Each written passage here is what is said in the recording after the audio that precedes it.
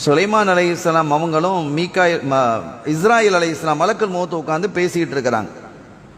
அப்படி பேசி கொண்டிருக்கும் பொழுது ஒருத்தர் இப்படி கிராஸ் பண்ணி போறார். அவரை இப்படி மலக்குல் மௌத் அப்படியே உத்து பார்க்குறாங்க. ஆஹா, சுலைமான் தான் கேட்டாங்க, சுலைமான் நபி கேட்டாங்க, என்ன அப்புறம் உத்து பார்க்குறீங்களே, நீங்கள் உத்து பார்த்தாலே பெரிய ஆபத்துல. ஆமாம், நாளைக்கு இந்த நேரத்தில் இவர் மையத், இப்போ மையத்து நடந்து போகுது, நாளைக்கு இவருடைய ரூஹை பிடுங்குமாறு அல்லாஹ் உத்தரவிட்டிருக்கிறான். ஒரு நாள் தான் இருக்கிறது, இவருக்கு ஒரு நாள் தான் இருக்கிறது. என்ன செய்ய முடியும்? அஜல் வந்தால் போய் சேர வேண்டியதுதான். கொஞ்சம் காலம் கடந்தது, ஒரு நாள் முடிந்தது, பல நாட்கள் முடிந்தது, சில மாதங்கள் முடிந்து ஒரு நாள் சுலைமான் அலைஹிஸ்ஸலாம் அந்த மனுஷனை பார்க்குறாங்க. நாளைக்கு யார் ரூஹு பிரிய போகுதுன்னு சொல்லப்பட்டதோ அந்த மனுஷன் அப்படி நடந்து போகிறான். இவங்களுக்கு பெரிய கன்ஃபியூஸ், இது எப்படி சாத்தியமாயிடுச்சு? அந்த மனுஷன் தானே இவன். ஏன்னா சிலரை நினைவு வைக்க முடியும் இல்லையா? நாளைக்கு இவன் உயிர் ரூஹு போகுதுன்னு சொன்னால் அந்த மனசில் அப்படி ஃபிக்ஸ் ஆகிடும். ஒரு முக்கியமான விஷயம் இல்லையா அது? மறக்கக்கூடிய விஷயமா?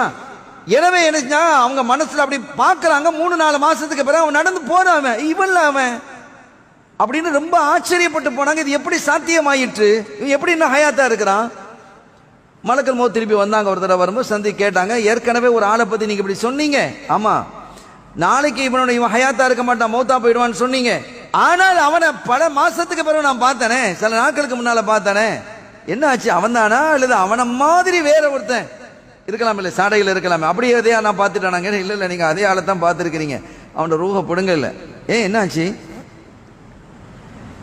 அவன் போகும்போது வீட்டில் உள்ள மனைவி மக்களுக்காக ஒரு கடையில் ரொட்டி உணவுகள் பார்சலில் வாங்கிட்டு போனான். உணவு பார்சலில் வாங்கிட்டு போகிறான். அப்படி உணவு பார்சலில் வாங்கிட்டு போகும்போது ஒரு யாசகன் பிச்சைக்காரன், நான் ரொம்ப நாளாக 2-3 நாளாக பசியோடு இருக்கிறேன், எனக்கு ஏதாவது தாங்களேன், எனக்கு பசியோடு இருக்கிறான்னொன்னே இதை என்ன செய்ய, நான் கையில் இருக்கிறத கொடுத்துட்டான். அதை வாங்கி சாப்பிட்டுட்டு அவன் சொன்னான், யா அல்லாஹ், நான் 2-3 நாளாக பசியாக கிடந்த அந்த மனுஷன் எனக்கு உணவு தந்துட்டான், இவனுடைய ஹயாத்தை நீ நீளமாக்குவாயாகன்னு கேட்டான். அல்லாஹ் 40 வருஷம் அதிகமாக்கி இருக்கிறான். 2 விஷயங்கள் இணையுது. ஒன்று சதக்காவும் இணையுது, துவாவும் இணையுது. 40 வருஷம் அதிகமாக்கினான் என்பது மாத்திரமல்ல, இந்த 40 வருஷத்திலையும் ஒரு சிறு பாவம் கூட செய்யாமல் அல்லாஹ் பாதுகாப்பதற்காக வாக்களிச்சிருக்கிறான். அல்லாஹ் நம்மையும் அப்படி பாதுகாப்பானாக. எவ்வளவு பெரிய பாருங்க. அப்ப இந்த தர்மம் என்பது அவ்வளவு பெரிய, அல்லாஹ்வுக்கு ரொம்ப பிரியமானது. கொடையாடி அல்லாஹ், அவனுடைய குணம் தர்மம் செய்வது என்பது.